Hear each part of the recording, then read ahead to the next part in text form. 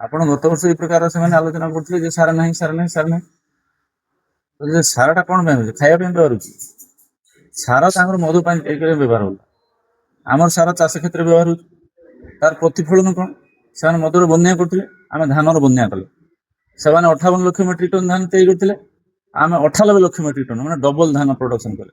ସାର ଯଦି ନ ପଡୁଛି ଧାନ କୋଉଠି ହଉଛି? ଆଜ୍ଞା ରେଜଲ୍ଟ ଉପରେ ଦେଖନ୍ତୁ। ତାଙ୍କୁ କ୍ୱେଶ୍ଚିନ୍ ସେ କହିବେ ଏତେ ଲକ୍ଷ ଟନ ସାର, ସାର ସବୁ ଆଣୁଥିଲେ, ଆଣିକି କଳାବଜାରୀ କରି ସବୁ ମଦ ତିଆରି କରୁଥିଲେ। ଆମେ ସାର ବିଲରେ ପକଉଛୁ, ଧାନ ତିଆରି କରୁ। ଆଉ ଧାନ ଫଳେଇକି ଦେଖୁଛୁ, ଦେଖନ୍ତୁ ଯଦି ଗୋଟେ ବର୍ଷ ଭିତରେ ଯୋଉ ଡବଲ ଧାନ ହେଇଗଲା, କୋଉଠି ଆସିଲା? କାରଣ ମିଛ, ଧାନଟା କଣ ମିଛ? ଚାଉଳଟା କଣ ମିଛ? ଏବେ ଯୋଉ ଗରିବ ଲୋକମାନଙ୍କୁ 5 କେଜି ଜାଗାରେ 10 କେଜି ଦିଆଯାଉଛି, ତା କଣ ମିଛ? ସେ ଆଉ କାହାକୁ କହୁଛନ୍ତି? ତା ଅବସ୍ଥା ଅଛି ନା? ଡଙ୍ଗା ଭାଙ୍ଗି ବୁଡିଗଲାଣି ନଈରେ। ଯୋଉମାନେ ଏଗୁଡାକ ସାମାଜିକ ସମ୍ମିଳନୀ କରି ଅଭିଯୋଗ କରୁଛନ୍ତି, ସେମାନଙ୍କର ଟିକେ ସାଧାରଣ ଜ୍ଞାନ ରହିବା ଦରକାର। ଏବେ ଯୋଉ 2025 ମସିହା ଭୋଟର ଲିଷ୍ଟରେ ଯେଉଁମାନଙ୍କ ନାଁ ଥିଲା, ସେଟା ଆପ୍ରୋକ୍ସିମେଟଲି 3,34,00,000। ଏବଂ ସେଟା ମ୍ୟାପିଂ କରାଗଲା। ମ୍ୟାପିଂ କରିବାର ଅର୍ଥ ହଉଛି ସେଟାକ 2002 ମସିହାରେ ଯୋଉ SIR ହେଇଥିଲା, ସବୁବେଳେ ଭୋଟର ଲିଷ୍ଟର ଗୋଟେ ପ୍ରତି ବର୍ଷ ସ୍ପେଶିଆଲ ସମରି ରିଭିଜନ ହୁଏ, ଏଟାକୁ SSR କହୁଛନ୍ତି। SSR ରେ କୌଣସି ମ୍ୟାପିଂ ଦରକାର ନାହିଁ, SIR ର ମ୍ୟାପିଂ ଦରକାର। SIR 2002 ରହିଥିଲା, ଏବେ 2027 ରେ ବାହାରିଲା। ଏଇ ଦୁଇଟା ଭିତରେ ଆପଣ ଡିଫରେନ୍ସ ଯଦି ଦେଖିବେ, ଯେ ଯେଉଁମାନେ 2002 ର ଭୋଟର ଲିଷ୍ଟ ଅଛନ୍ତି, ସେମାନେ ସିଧାସଳଖ 2027 ଭୋଟର ଲିଷ୍ଟ ଆସିବେ। ଯେଉଁମାନେ 2002 ର ଯେଉଁମାନେ ଥିଲେ, ସେମାନଙ୍କର ଯେଉଁମାନେ ପିଲା ଛୁଆ ହେଇଛନ୍ତି, ସେମାନେ ପୁଣି 2027 କୁ ତାଙ୍କରି ନାଁରେ ମ୍ୟାପିଂ ହେବେ। ଜଣେ 2002 ମସିହାରେ ଯିଏ ଭୋଟର ଲିଷ୍ଟ ନାଁ ଥିଲା, ତାର ବର୍ତ୍ତମାନ ଦେଖୁଛି 22 ଜଣ ହଉଛନ୍ତି ତାର ପିଲା। ତ ସେଟା ଡାଉଟ୍ ରଖାଯିବ, ଭେରିଫାଇ କରାଯିବ ପ୍ରକୃତ 22 ଜଣ ଛୁଆ ଅଛନ୍ତି କି ନାହିଁ। କିଛି ଇମ୍ପସିବଲ କଥା। ଗୋଟେ 2 ଜଣଙ୍କ ଛୁଆଙ୍କର ଆସି ଗୋଟେ ପିଲା ଯଦି ଗୋଟେ ଡେଟ୍ ଅଫ୍ ବାର୍ଥ, ତାର 6 ମାସ ପରେ ଆଉ ଗୋଟେ ପିଲାର ଡେଟ୍ ଅଫ୍ ବାର୍ଥ। ତେଣୁ ଏଗୁଡାକ ସବୁ ଡାଉଟ୍ ରଖାଯିବ। ଡାଉଟ୍ ରଖିବା ମାନେ ନୁହେଁ ଯେ ସେ ଭୋଟର ଲିଷ୍ଟରୁ କଟିଗଲେ। ଡାଉଟ୍ ସେମାନେ ସେଟା କମ୍ପ୍ଲେନ୍ସ ଦେବେ ଯେ ତୁମର ଏଟା ହେଲା।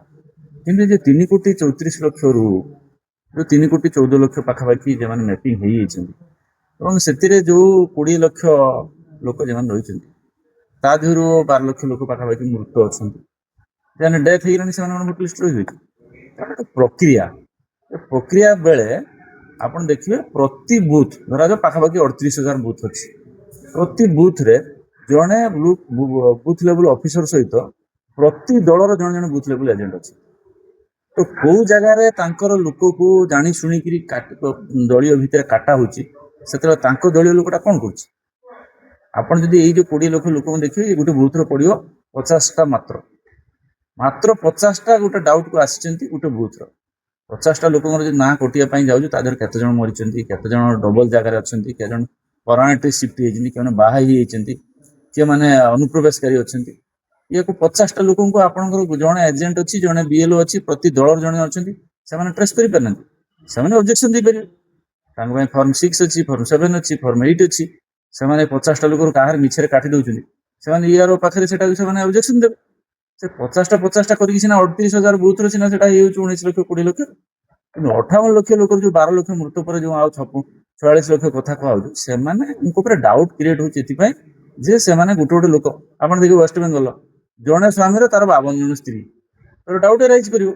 ତାର ଯଦି 52ଟା ସ୍ତ୍ରୀ ଥିବେ, ସେମାନେ ତ ଗୋଟେ ଖାଲି ପ୍ରାକ୍ଟିକାଲି ବାୟୋଲୋଜିକାଲ ସ୍ତ୍ରୀ ନୁହନ୍ତି, ସେମାନେ ଗୋଟେ ଇଣ୍ଡିଆରେ ଆସିକି ଆକୋମୋଡେଟ ହବା ନାହିଁ, ଗୋଟେ ଭୋଟର ଲିଷ୍ଟ ତିଆରି କରିବା ପାଇଁ ପଶୁଛନ୍ତି। ଜଣେ ଲୋକର ପ୍ରକୃତିରେ 25ଟା ପୁଅ ଅଛି କି ନାହିଁ, ସେଟା କଣ ଗାନ୍ଧାରୀ ହେଇଛି ନା କଣ?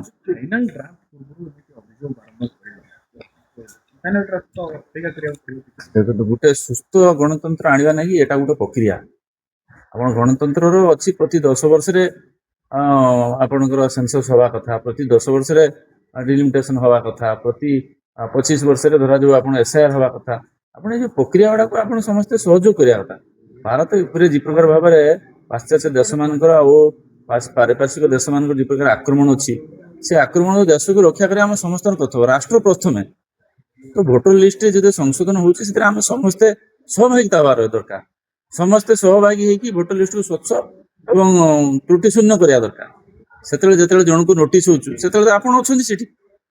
ଆପଣ ଯୋଉ 46 ଲକ୍ଷ ଲୋକ କଥା କହୁଛନ୍ତି, ଯେ ତାର ପ୍ରତି ବୁଥର ଯେମାନେ ନାଁ ପଡୁଛି, ସେଇ ଲୋକମାନଙ୍କୁ BLO ଯାଇକି ଗୋଟେ ଦବ ଲିଷ୍ଟ, ତମର ଏଇ ଜିନିଷଟା ଭୁଲ ହଉଛି।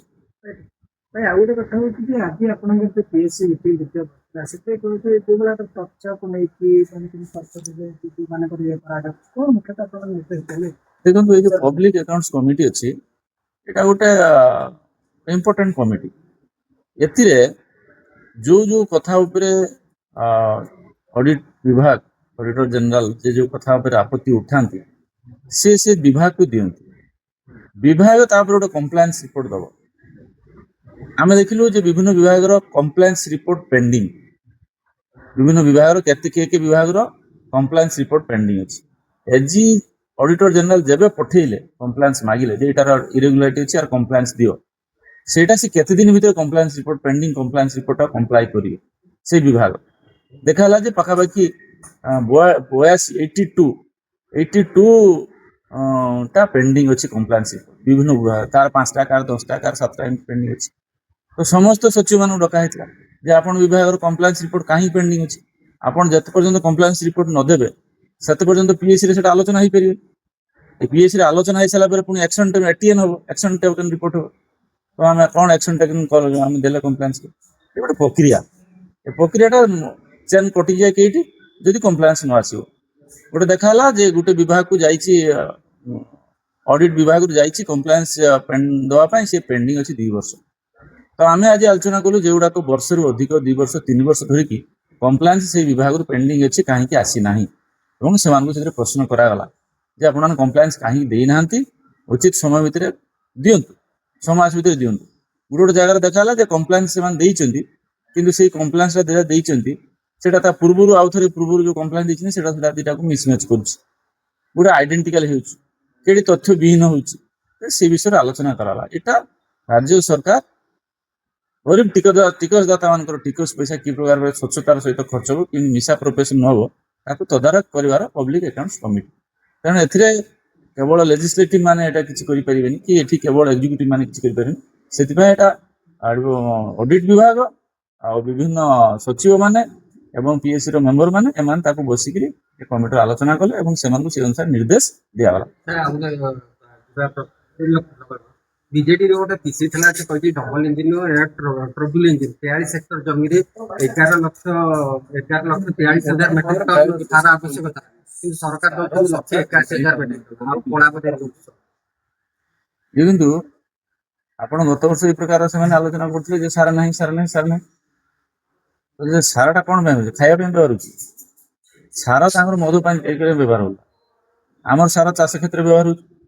ତାର ପ୍ରତିଫଳନ କଣ, ସେମାନେ ମଧୁର ବନ୍ୟା କରୁଥିଲେ, ଆମେ ଧାନର ବନ୍ୟା କଲେ। ସେମାନେ 58 ଲକ୍ଷ ମେଟ୍ରିକ ଟନ ଧାନ ତିଆରି କରିଥିଲେ, ଆମେ 98 ଲକ୍ଷ ମେଟ୍ରିକ ଟନ, ମାନେ ଡବଲ ଧାନ ପ୍ରଡକ୍ସନ କଲେ। ସାର ଯଦି ନ ପଡିବ ଧାନ କୋଉଠି ହଉଛି?